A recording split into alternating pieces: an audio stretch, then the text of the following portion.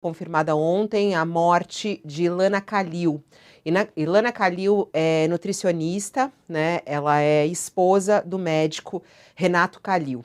O Ministério Público de São Paulo determinou que o promotor acompanhe as investigações sobre a morte de Ilana Calil, ela mulher do médico. Essa morte ocorreu na residência do casal.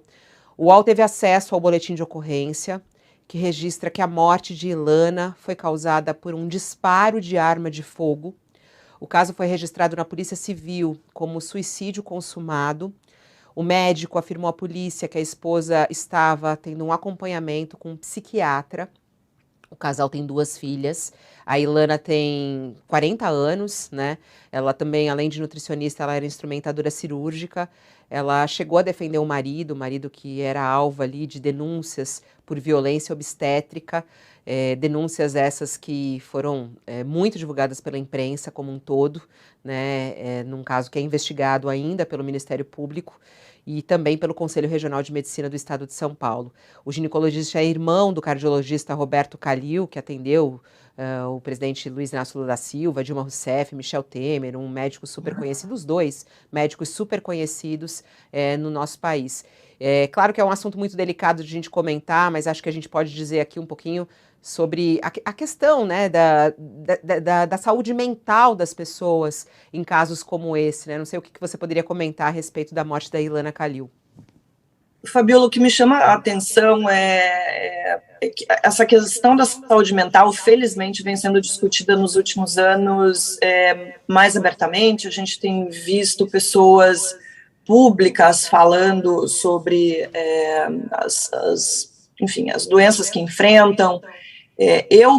A primeira vez que escrevi sobre depressão, é uma condição que eu enfrento, foi em 2014, se eu não me engano, e eu acho que isso precisa ser um debate público. O que não precisa ser público é o tipo de reação que eu vi de ontem para hoje nas redes sociais. As mesmas pessoas que se mostram tão solidárias com a questão das doenças mentais e lá no Setembro Amarelo vão para as redes sociais fazer posts sobre o assunto.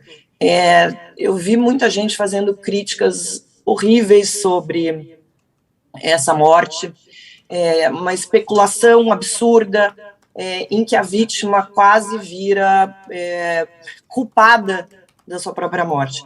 Eu acho que a gente precisa ser empático de verdade. Eu acho que nesse momento é uma mulher que deixa filhos, deixa amigos, deixa, enfim, familiares.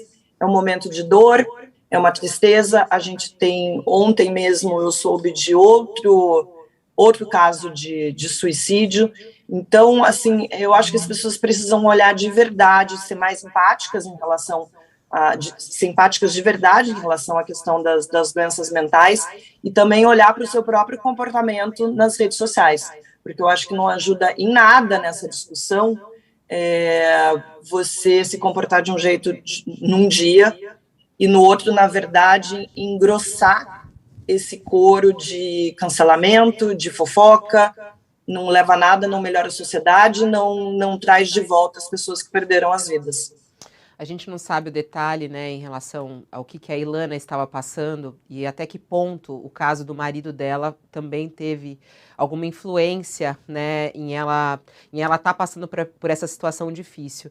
Me chama a atenção também, até como jornalista, Marilise, e aí eu queria compartilhar isso com você também, que é em relação a como, depois das redes sociais, um caso de uma denúncia que é grave, que precisa ser feita, precisa ser investigada, precisa ser relatada pela imprensa, como o caso dele, né, uma violência obstétrica, o quanto às vezes a imprensa coloca isso, né, coloca esse assunto como uma denúncia, como um trabalho jornalístico, só que isso ganha proporções que não há controle, né? Então, por exemplo, ele também começou a ser massacrado pelas redes sociais, ainda num processo de investigação, e isso é complexo, né, Marilise? As coisas nas redes sociais, elas ganham essa força, e isso acaba influenciando. Como que a pessoa lida quando começa a ser atacada, quando alguém muito querido seu começa a ser atacado dessa maneira? Acabam com a vida da pessoa, né?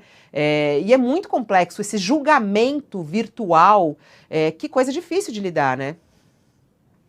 Você usou a palavra perfeita, é um julgamento virtual onde fatalmente as pessoas vão ser julgadas e condenadas, né, sem direito nenhum à defesa. Eu estou falando em relação a esse caso, mas a tantos outros que a gente tem visto. Eu acho que as pessoas não pensam, não respiram, nem se informam direito para opinar sobre qualquer coisa e fazer julgamentos, às vezes, muito precipitados. Ontem, por exemplo, né, de tudo que eu estava lendo sobre esse caso, eu vi muita gente falando justamente disso. Mas se é um médico que é capaz de cometer violência obstétrica, como certamente não tratava sua mulher bem. Então, é isso, essa especulação que é feita de uma maneira tão sórdida, má, que não leva absolutamente a nada, só piora uma situação que já é triste para toda a família, não estou falando só para o marido, né, para o médico, mas para toda a família que está enfrentando um momento tão doloroso, ainda ter que enfrentar o julgamento da opinião pública.